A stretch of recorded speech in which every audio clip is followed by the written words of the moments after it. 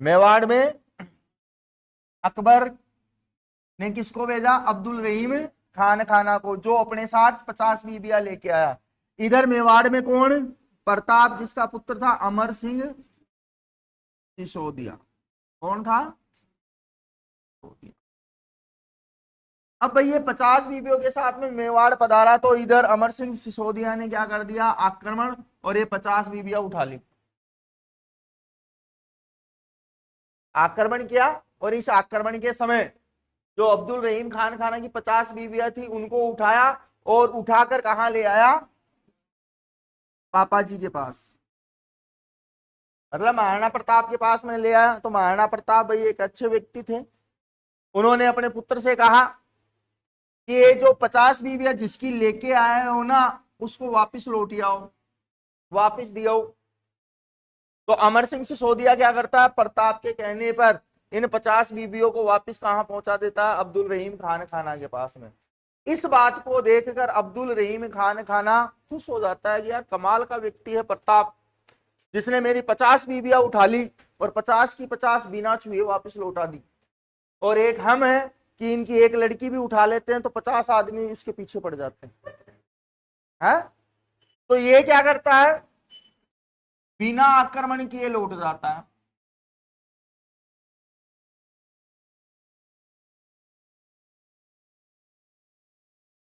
बिना आक्रमण किए वापस चला गया।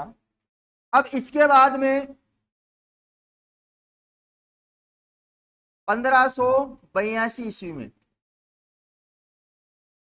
सुल्तान खान आता। पूछा हुआ है ये क्वेश्चन, शायद ये जेल प्रहरी अजमेर में कोई पेपर लगा था, उसमें पूछा था कि अकबर का मामा कौन था, या क्वेश्चन ऐसे भी आया दिवेर के खजाने का संरक्षक कौन था? तो सुल्तान खान था। कौन था ये? अकबर का मामा।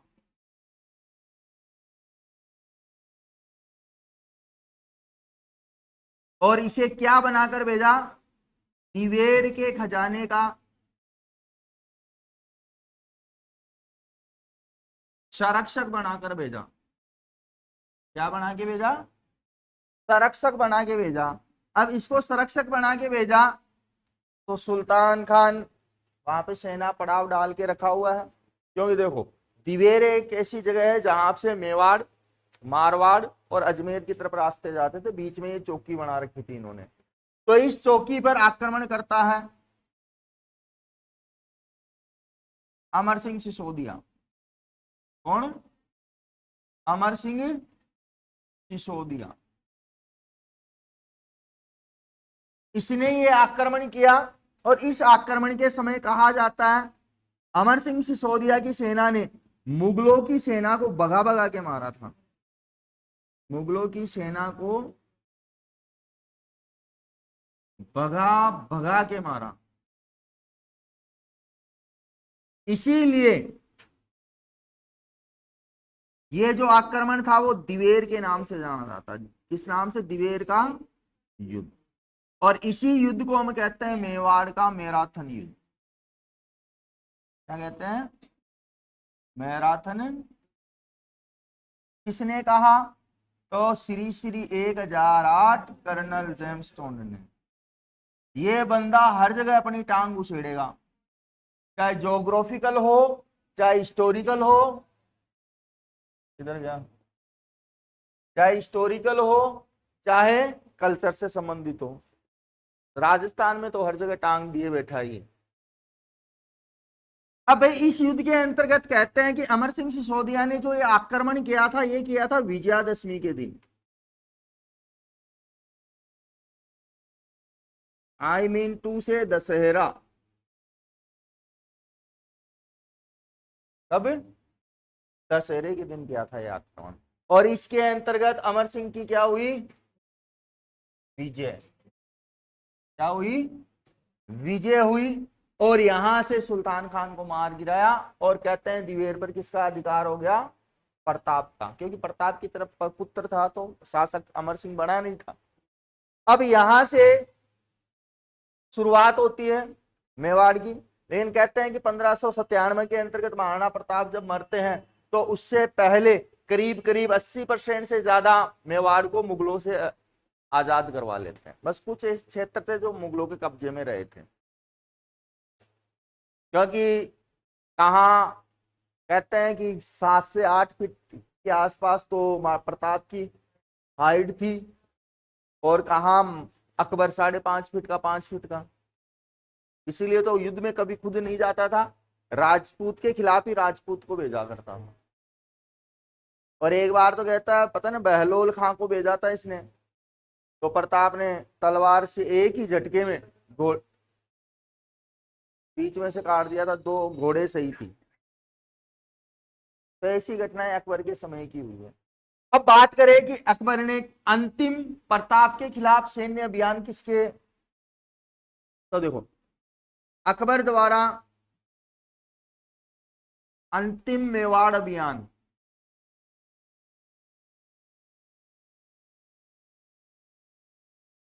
जो भेजा था, वो भेजा था जयपुर या आमेर के शासक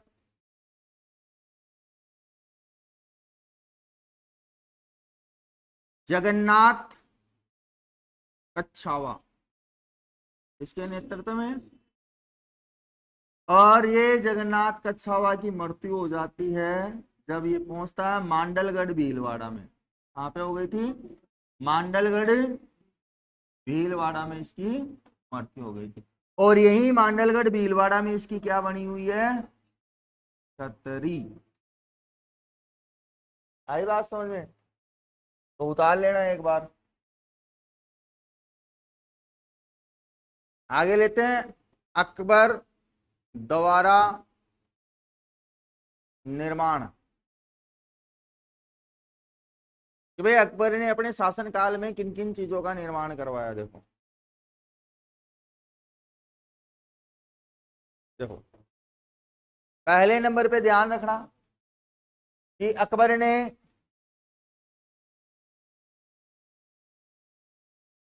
हुमायूं का मकबरा बनवाया।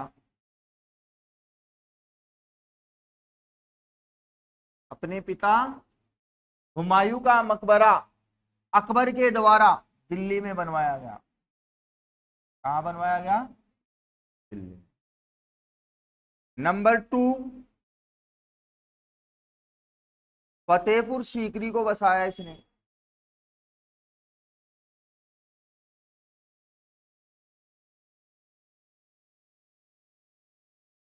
इसको बसाया फतेहपुर सीकरी। जिस फतेहपुर सीकरी को आज हम देखते हैं, वहां पे कभी किसी जमाने में जब इसका निर्माण नहीं करवाया था अकबर ने, तो वहां पानी की समस्या हुआ करती थी। और कहते हैं कि न तो दिल्ली न आगरा, इसके बीच में फतेहपुर सीकरी का निर्माण कराने का उद्देश्य था कि फतेहपुर सीकरी से सीधा ख्वाजा मोइनुद्दीन चिश्ती की यात्रा कर सके, क्योंकि आगरा से आते हुए और दिल्ली से आते हुए काफी लंबा पड़ता था। उस जमाने में सीधा आ जा सकता था अकबर, इसलिए फतेहपुर सीकरी का निर्माण करवाया। और इसके अलावा ध्यान रखना, आगरा का किला बनवाया।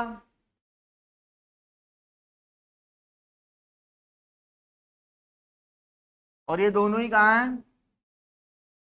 यूपी में। फतेहपुर सीकरी भी यूपी में।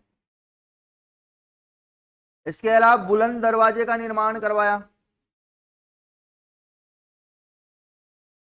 फतेहपुर सीकरी में ये भी यूपी में। बुलंद दरवाजा देखा हुआ है फतेहपुर सीकरी में, आगरा में? पता नहीं होगा।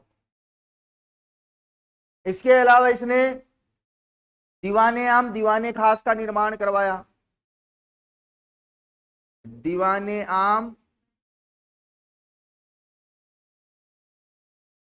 और दीवाने खास,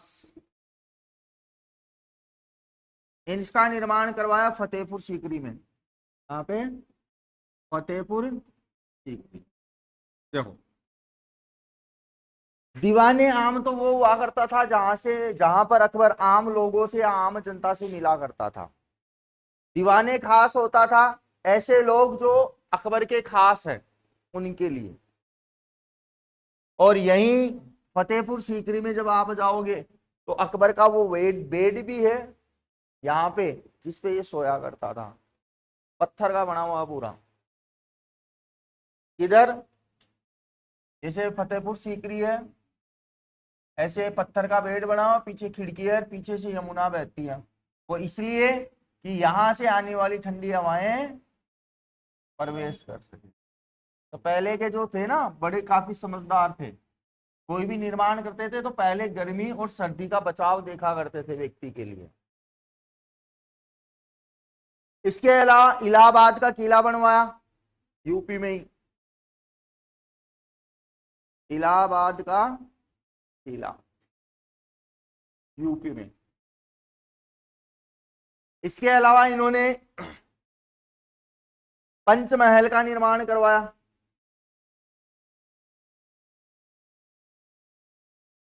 यूपी में ही। और एक अकबर का मकबरा बनवाया मरने से पहले ही, सिकंदरा में। कहां पे? सिकंदरा, यूपी में पड़ता है। कहते हैं कि अकबर मरने से पहले ही अपना क्या बनवा लेता है? मकबरा। और अकबर की मकबरे का जो स्थान है वो सिकंदरा यूपी में है। और यहीं पर कहते हैं कि अकबर के आस कब्र है, और कब्र के आसपास और भी कई कब्रें हैं जो इसके परिवार के सदस्यों की है। छोटी छोटी बच्चों की भी कब्रें बनी हुई है इसमें। 1605 ईस्वी में, अब 1605 ईस्वी में अकबर को लगे दस्त। दस्त या अतिसार, दूसरा नाम क्या है इस बीमारी का? अकबर की दस्त या अतिसार से क्या हो गई? मृत्यु।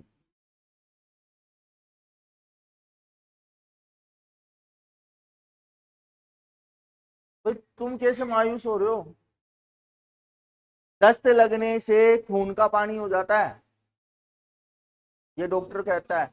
इसीलिए हाथ पैरों में दर्द होता है। और वही शिकायत किसे हुई? अकबर को। और अकबर की क्या हो गई? मृत्यु। और 1605 में फिर इसको कहां दफनाया गया? यहाँ पे। आई बात समझे? और सिकंदर सिकंदर क्या, अकबर की मृत्यु के बाद में इसका पुत्र जहांगीर क्या बनता है? शासक बनता। आई बात समझ में? आई क्या? इसके अलावा कुछ और भी बातें हैं, छोटी मोटी वो मैं बता दूंगा। एक बार इसको निर्माण कार्य को तो कंप्लीट करो कि क्या क्या निर्माण करवाया था इसने। हुमायूं का मकबरा कहाँ है? फतेहपुर सीकरी, आगरा का किला, बुलंद दरवाजा, दीवाने आम, फतेहपुर सीकरी यूपी में ही है ये भी अकबर के द्वारा। और दीवाने खास, इलाहाबाद का किला, पंचमहल, अकबर का मकबरा। और मृत्यु कैसे हुई? हो गया सभी का? देखो आगे, आगे लेते हैं अकबर के नवरत्न। नवरत्न कि अकबर के जो नवरत्न थे वो कौन थे? इधर ध्यान देना भाई। नंबर एक, नंबर एक पे हमें नाम मिलता है बीरबल। क्या मिलता है? बीरबल। इस बीरबल का मूल नाम था, अरे आवाज नहीं, उतारो तो उतारो, फटाफट उतारो। बीरबल का मूल नाम है महेश दास। एसएससी वाले जरूर ध्यान रखना ऐसी चीजों के लिए। दूसरे नंबर पे नवरत्न था अबुल फजल। कौन था? अबुल फजल। अबुल फजल अकबर का दरबारी कवि था। क्या था? अकबर का दरबारी कवि। और इसके द्वारा अकबरनामा लिखा गया था। रचना किसकी की? अकबरनामा की।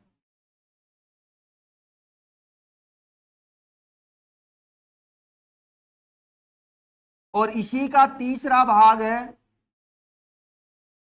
आईने अकबरी। क्या है? आईने अकबरी के नाम से जाना जाता है। उसकी रचना भी इसी ने की थी। तो कई बार क्वेश्चन आता है अकबरनामा की रचना किसने की या आईने अकबरी की किसने की, तो अबुल फजल, जो कि इसके नवरत्नों में शामिल था।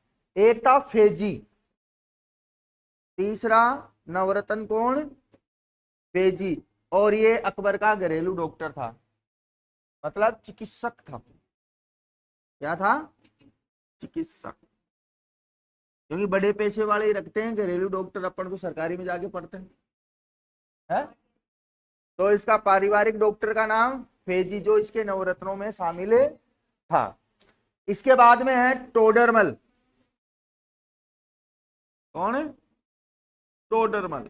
और टोडरमल था अकबर का राजस्व मंत्री, ध्यान रखना, अकबर का राजस्व मंत्री था।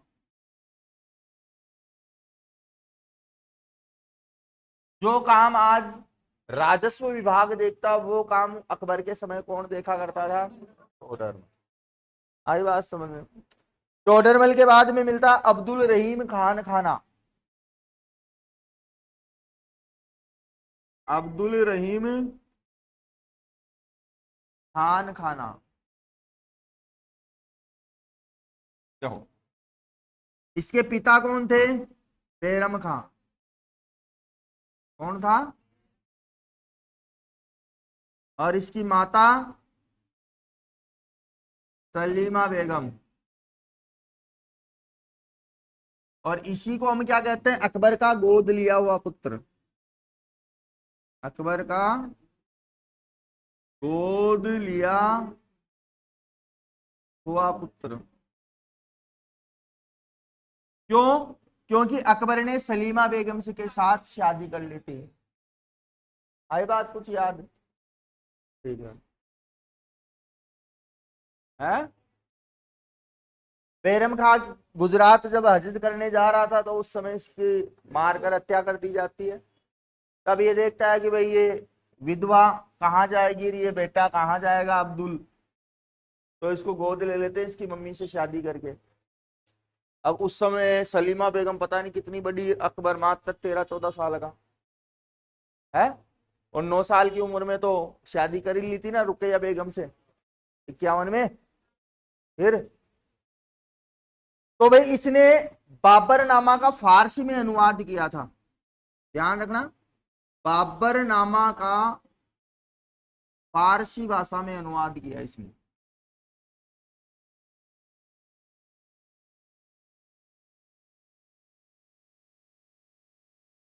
नवरत्नों के बारे में जो चीज बता रहा हूं वो ढंग से कंटेस्ट कर लेना, रेलवे और एसएससी वाले खास तौर से, बार बार नहीं बोलूंगा। अब्दुल रहीम खान खाना के बाद में इसका एक और, जिसका नाम था तानसेन। तानसेन, ये था संगीतकार। क्या था, संगीतकार। कहते हैं कि जब जब ये अपना तानपुरा बजाता था, वीणा बजाता था, जो भी था, जब बजाता था और राग गाता था, तो बारिश हुआ करती थी, जैसे कि बाहर बारिश हो रही है। तो भाई ये एक संगीतकार था, इसके लिए स्पेशल स्टेज बनवाया था फतेहपुर सीकरी में, देखा होगा आप लोग, गए होंगे। कहते हैं कि जो अकबर था, तो उस क्षेत्र में बारिश नहीं हुआ करती थी, इसीलिए उसने उस क्षेत्र को बसाया और तानसेन को वहां पे बैठाया। कहते हैं कि तानसेन जब जब गाता था राग, तो बारिश भी बरसा करती थी, इसीलिए आज उस क्षेत्र में पानी की कमी नहीं है शायद फतेहपुर सीकरी में इतनी। लेकिन किसी जमाने में उजाड़ फतेहपुर सीकरी था, वो दूर दूर तक कोई आदमी नहीं रहता था, लेकिन एक पूरा नगर बसा दिया था अकबर ने। नंबर 7 पे, इसका मूल नाम लिखो तो लिख लेना, रामतनु पांडे, मूल नाम है इसका, रामतनु पांडे,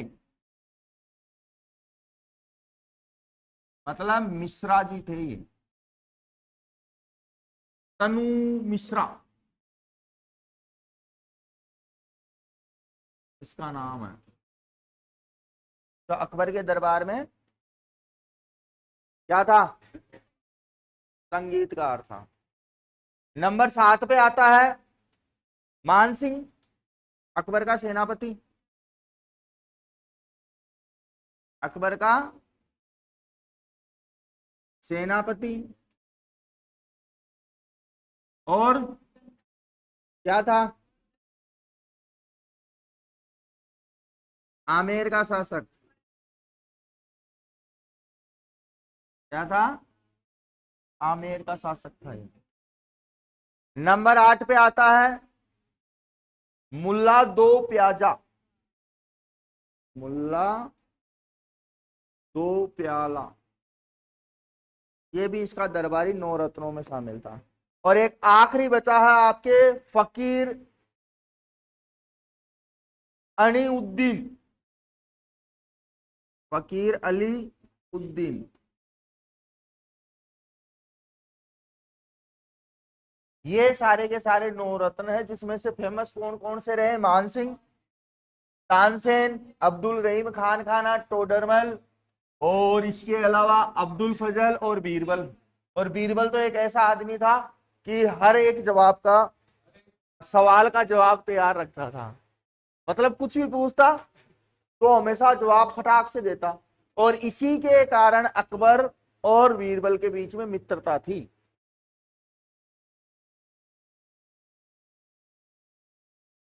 इसी के कारण सबसे ज्यादा मित्रता का भाव किनके बीच में रहा, बीरबल। एक तरीके से अकबर क्या करता था, जब भी खाली बैठा रहता था तो कुछ ऊट पटांग सवाल पूछने के लिए बीरबल को बुलाता था। और बीरबल इसका बाप, जैसा ये सवाल पूछता वैसा ही जवाब देता, और अकबर भी दंग रह जाता। फिर पढ़े होंगे किस्से कहानियां, बहुत सारी किस्से कहानियां हैं जिसमें बीरबल की खिचड़ी भी शामिल है। तो उतार लो अकबर के नवरत्न कौन कौन थे। देखो, अकबर को सूर्य नमस्कार भी आता था।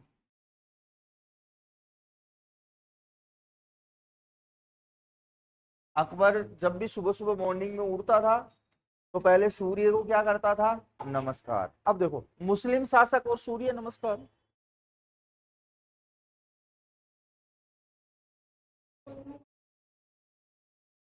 देखो अकबर में कट्टरता नहीं थी, पहली बात तो ये।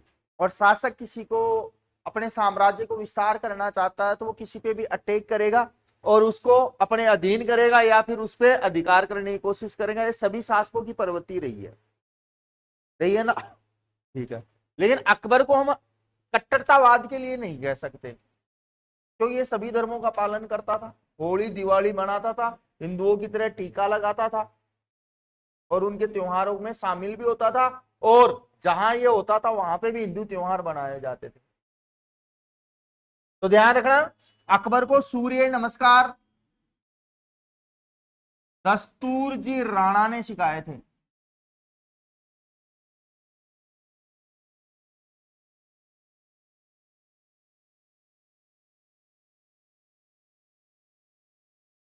हो सकता है कि कोई साइंस पढ़ा गया हो अकबर को कि सूर्य नमस्कार करने से विटामिन डी मिलता है और हड्डियां मजबूत होती है।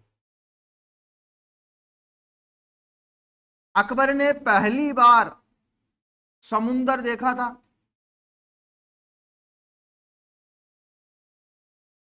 गुजरात अभियान के दौरान। कब देखा था, गुजरात अभियान के समय, 1571-72 में पहली बार समुंदर कहां देखा, गुजरात। इसके अलावा अकबर का एक दरबारी था बदायूनी, और इस बदायूनी ने महाभारत व रामायण का फारसी भाषा में अनुवाद किया था, फारसी भाषा में अनुवाद।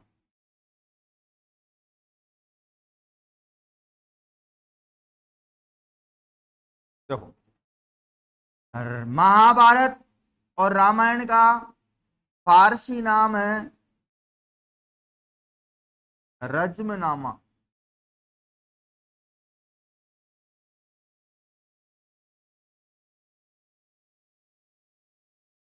तो हम कह सकते हैं हिंदू ग्रंथों का अनुवाद किसके समय शुरू हुआ?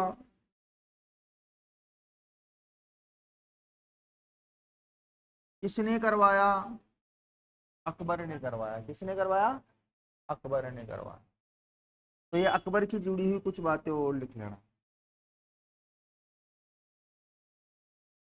इसके समकालीन कवि तुलसीदास जी।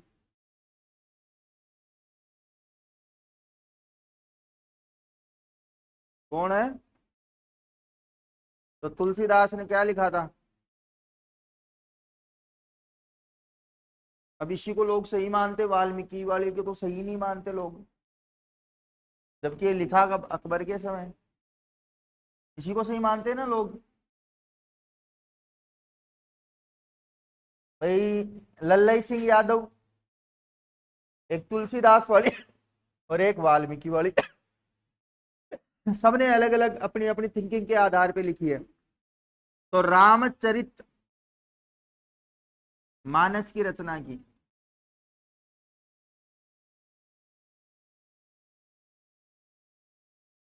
तुलसीदास किसके समकालीन था? देखो, इसके अलावा और बातें देखो। अकबर ने दीन ए इलाही धर्म की शुरुआत की।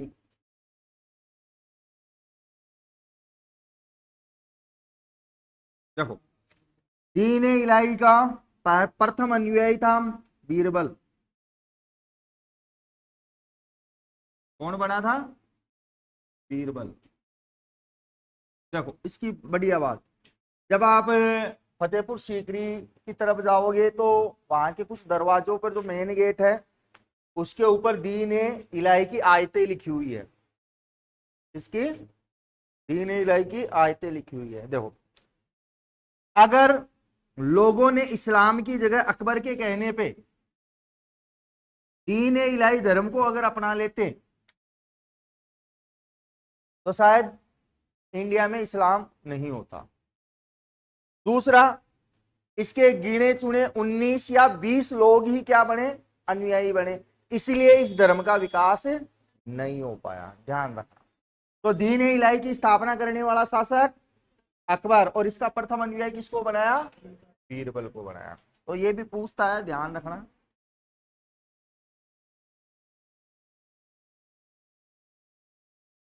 अब इसका पुत्र जहांगीर वो शासक बनेगा 1605 में। एक अकबर और जहांगीर के बीच विवाद।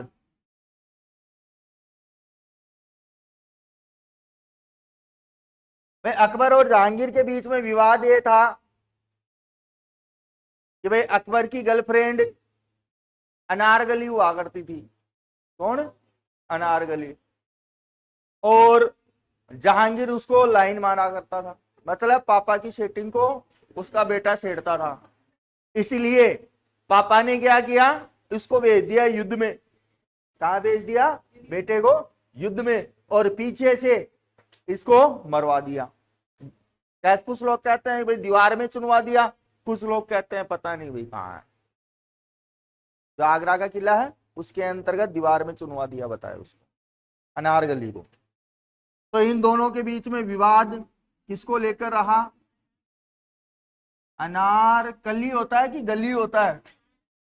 अनार अली। अली। छोड़ छाड़ के अपने प्यार की गली, अना सलीम की गली, अनारगली इसको चली।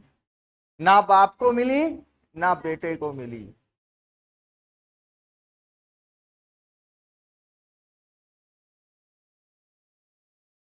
पर्टिकुलर इतिहास पढ़ोगे ना बुक में तो कई किस्से आते हैं, मजे आते हैं उनको पढ़ने में। और इसी पे एक मूवी भी बनी थी इसको लेकर। नहीं नहीं नहीं, अब गाना है वो, मूवी बनी थी इस तीनों को लेकर, मुगले आजम।